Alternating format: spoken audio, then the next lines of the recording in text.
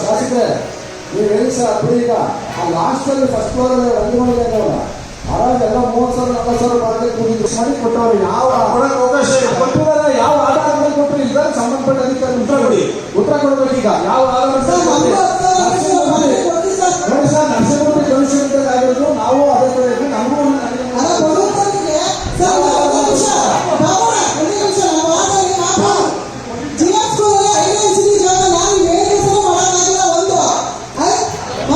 ಏನು ನಮ್ಮ Rotary Royals ನ ಒಂದು ಸಹಯೋಗದೊಂದಿಗೆ ಈ ಒಂದು ಕಾರ್ಯಕ್ರಮನ ಈ ವರ್ಷ ಹಮ್ಮಿಕೋಬೇಕು ಅಂತ ಹೇಳಿ ಇದೇ ಶನಿವಾರ ಬೆಳಗ್ಗೆ 10:30ಕ್ಕೆ ಟೈಮ್ಸ್ ಸ್ಕೂಲ್ನ ಆವರಣದಲ್ಲಿ, so times international school Vijayanagara ಆವರಣದಲ್ಲಿ 10,000 ಗಿಡಗಳ ನೆಡುವ ಒಂದು ಕಾರ್ಯಕ್ರಮದ ಇನಾಗರಲ್ ಪ್ರೋಗ್ರಾಮ್ಸ್ ಇರುತ್ತೆ.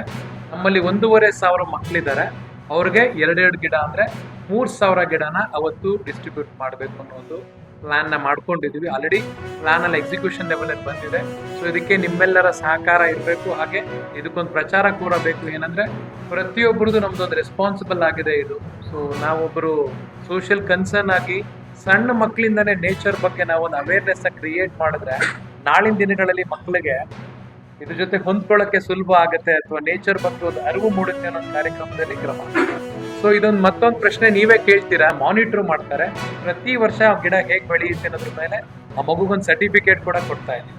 ಸೊ ಅಟ್ಲೀಸ್ಟ್ ಒಂದು 10,000 ಗಿಡಗಳಲ್ಲಿ 1,000ನಾದ್ರೂ ಮರ ಹಾಕಬಹುದು ಅನ್ನೋ ಒಂದು ಕನಸು, ಪ್ರಯತ್ನ. ಸೊ ಇದರಿಂದ ನಮ್ಮಿಂದನೇ ಎಲ್ಲ ಆಗುತ್ತೆ ಅಂತಲ್ಲ, ಒಂದು ಸಣ್ಣ ಪ್ರಯತ್ನ. ಸೊ ಈ ಪ್ರಯತ್ನದಲ್ಲಿ